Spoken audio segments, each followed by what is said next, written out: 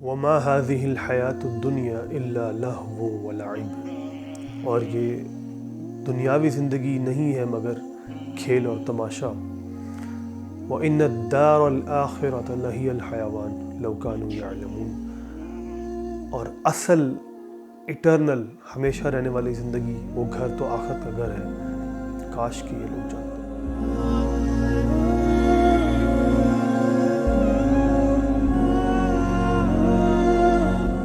کیا اس کا مطلب یہ ہے کہ ہم دنیا کو ترک کر دیں اور چھوڑ دیں اور بس آخرت کے لیے ہی کام کریں؟ اور کیا جب میں کوئی بھی ایسا کام کر رہا ہوں جس سے میری دنیا کی ضرورت پوری ہو رہی ہے، میں اپنے لیے کمانے کے لیے نکل رہا ہوں، میں اسٹڈی کرنے کے لیے نکل رہا ہوں، میں پڑھ رہا ہوں، سائنس پڑھ رہا ہوں، کیا یہ سب کچھ پھر دنیاوی کام ہے اور مجھے ان کو چھوڑ کے آخرت کے اوپر فوکس کرنا چاہیے؟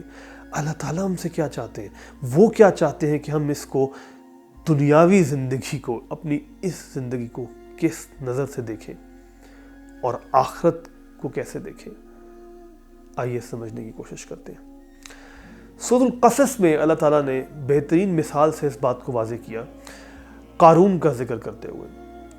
اعوذ باللہ من الشیطان الرجیم، ان قارون من قوم موسیٰ، کہ قارون جو تھا وہ موسیٰ کی قوم میں سے تھا، اور اس کے پھر وہاں کچھ، اور اس کے ہاں خزانہ اتنا تھا کہ اس کے خزانے کی چابیاں مفاتیحہ ان کو اٹھانے کے لیے ایک بہت ہی طاقتور جماعت اولی القوہ اس کی ضرورت تھی۔ خزانہ نہیں، اس کی چابیاں، اندازہ کریں کتنا امیر ہوگا۔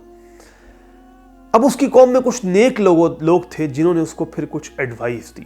تو ایک دن کیا ہوا، فخرج علی قومہ من زینہ، ایک دن وہ اپنی قوم کے سامنے نکلا زینت کرتے ہوئے، یعنی اس کو عام زبان میں، تشریحی زبان میں آپ کہہ لیں یا آج کل کی زبان میں کہہ لیں کہ کوئی گاڑی میں آئے اور بڑا وہ اس کو ڈرفٹ کرتا ہوا، یا سلینگ ورڈ میں ہم کہیں گے کہ شو مارتا ہوا آیا۔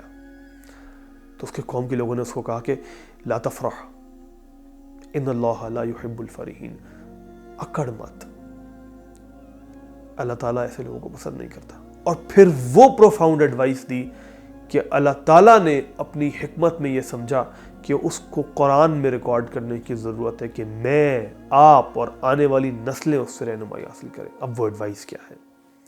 کیا کہا اس نے؟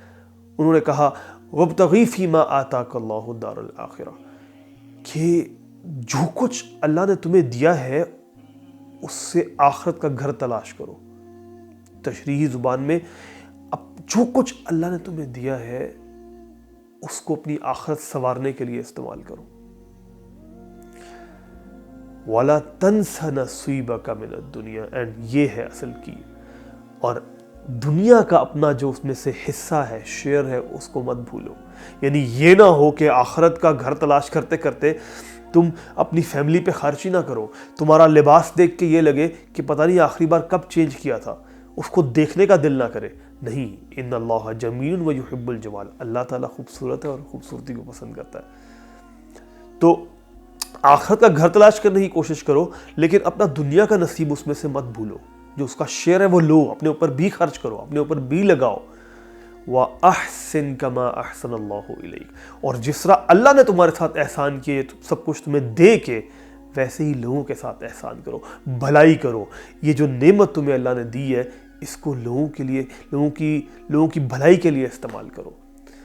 قاعدہ کیا سمجھایا اللہ تعالیٰ نے؟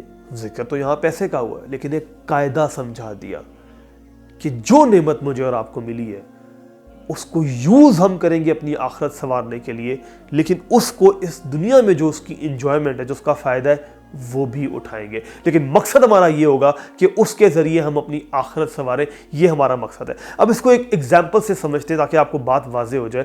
مثال کے طور پہ دو لوگ ہیں جو بزنس کرنے کے لیے آتے ہیں، تو عام طور پہ بزنس کرنے کا مقصد کیا ہوتا ہے؟ عام آدمی کے بزنس کرنے کا مقصد یہ ہے کہ وہ پیسہ کمائے اور اس پیسے سے پھر وہ جو بھی انجوائمنٹ کرنا چاہتا ہے وہ کرے، اچھی گاڑی لے، اچھا گھر لے، ٹریول کرے، گھومے پھرے، یہ سارا کے سارے کام وہ کرے۔ لیکن جب ایک مومن، وہ جو اللہ کو سمجھتا ہے، جو اپنی زندگی کا مقصد سمجھتا ہے، جو ہم پہلے ڈسکس کر چکے ہیں، وہ یہ سمجھتا ہے کہ اس بات کا بھی ایک مقصد ہے، تو وہ کیا کرتا ہے؟ وہ اس مقصد کے لیے کیا کرتا ہے کہ وہ پیسہ بناتا ہے، پیسہ کماتا ہے، بزنس بھی کرتا ہے، لیکن اس کے پیچھے ایک مقصد ہوتا ہے، اور اس کے ڈفرینٹ لیولز ہو سکتے ہیں۔ مثال کے طور پہ ایک لیول یہ ہو سکتا ہے کہ وہ مقصد یہ ہے کہ وہ یہ چاہتا ہے کہ وہ اپنے لیے حلال رزق کمائے. اس سے اوپر کا ایک لیول کا مقصد یہ ہے کہ وہ یہ چاہتا ہے کہ وہ بہت سارے لوگوں کے لیے حلال رزق کا ذریعہ بنے. اور پھر ایک ہائیسٹ مقصد آتا ہے, وہ یہ آتا ہے کہ میں مسلم امہ کی اکانومی کو اوپر لے کے جاؤں.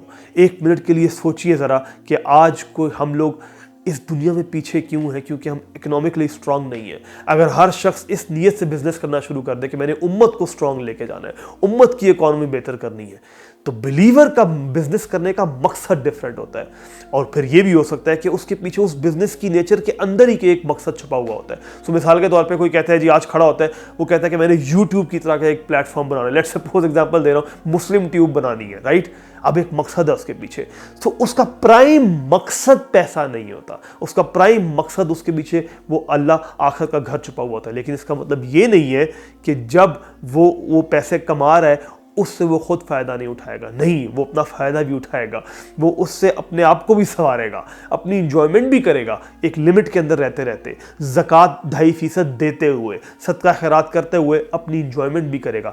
لیکن مقصد اس کا یہ ہوگا کہ میں نے آخرت میں جو ہے وہ اللہ تعالیٰ کے لیے اپنا جو آخرت میں میرا گھر ہے اس کو میں نے سنوارنا ہے.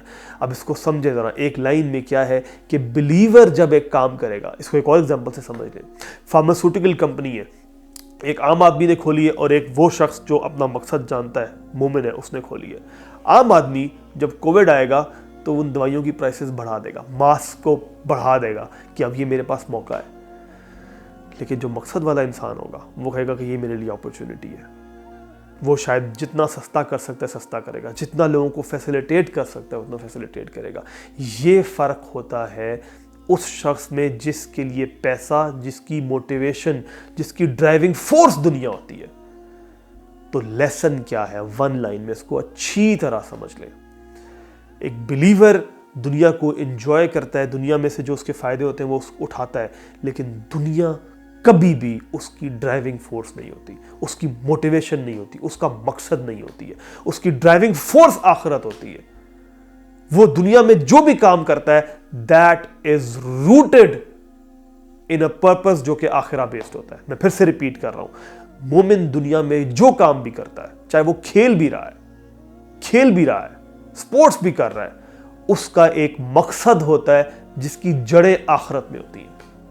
آخرت بیسڈ اس کا ایک مقصد ہوتا ہے. وہ کھیل بھی رہا ہے, وہ ایک محفل میں بھی بیٹھا ہوا ہے, وہ لوگوں کے ساتھ ملنے کے لیے بھی گیا, تب بھی اس کا ایک مقصد ہوتا ہے. یہ ہے ایمان والا شخص, یہ ہے بلیور.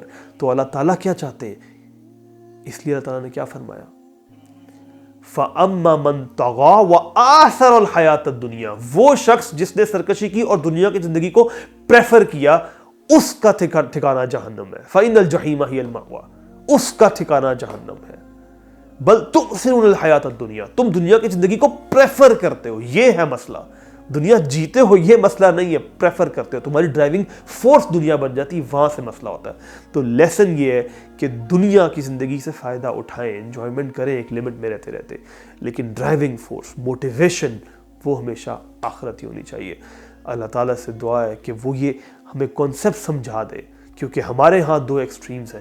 ایک ایکسٹریم ہے جو کہتی ہے کہ بس دنیا کا کوئی کام ہی نہ کرو, کمانے کے لیے بھی جا رہے تو دنیا کا کام ہے, سائنس بھی پڑھے تو دنیا کا کام ہے, سب کچھ دنیا کے کام ہے, بس آخرت والے کام کرو, نماز پڑھو, روزہ رکھو, دینی حلقات میں جاؤ. اور دوسری ایکسٹریم یہ جو کہ اس دنیا کو, اللہ کی یاد کو ہی بھلائے ہوئے ہیں, اللہ کی یاد سے غافل ہے, بس ان کا کل موٹیویشن دنیا ہے. میں دنیا کے اندر رہ کے کچھ پیسہ بنا لوں, امپائر بنا رہا ہوں. آخر میں اس بات پہ بھی ختم کروں گا, سورہ کہف کی آیت ہے, قُلْ هَلْ نُنَبِّئُكُم بِالْأَخْسَرِينَ أَعْمَالًا, کہو اے نبی کہ کیا ہم تمہیں خبر دیں ان لوگوں کی جن کے اعمال ورسٹ لاس ہے, یعنی لوزر آف دا لوزر, ان کے بارے میں ہم تمہیں بتائیں. کون لوگ ہیں یہ؟ الذین ضل سعیہم فی الحیاۃ الدنیا وہم یحسبون انہم یحسنون صنعا, کہ وہ لوگ جن کی ساری کی ساری اسٹرگل, کوششیں دنیا کی زندگی میں بھٹکتی رہیں, یہ لفظ اللہ تعالیٰ نے استعمال کیا. وہم یحسبون انہم یحسنون صنعا, اور وہ یہ خیال کرتے رہے, وہ یہ اسیوم کرتے رہے, وی ہیو اکمپلشڈ سو مچ, ہم نے تو بہت کچھ بلڈ کر لیا ہے, ہم نے تو امپائر بلڈ کر لیا ہے, میں تو اتنا کچھ اکمپلش کر لیا ہے, وہ یہ خیال کرتے رہے. اولئک الذین کفروا بآیات ربہم ولقائہ, یہی وہ لوگ ہیں جنہوں نے اپنے رب کی آیات سے اور اس کی ملاقات سے کفر کیا. فحبطت اعمالہم, تو ان کے اعمال ضائع کر دیے گئے. فَلَا نُقِيمُ لَهُمْ يَوْمَ الْقِيَامَةِ وَزْنًا، اور ہم روز قیامت ان کے اعمال کو تولنا تو دور کی بات، ہم وہ میزان بھی قائم نہیں کریں گے، میزان ہی نہیں قائم کریں گے ان کے اعمال، پہلے ہی ضائع کر دیں گے۔ کیوں؟ کیونکہ ان کی پرائم موٹیویشن دنیا تھی، ان کا پرپز ہی دنیا تھا، یہ اپنے رب کو آخرت کو بھول چکے تھے۔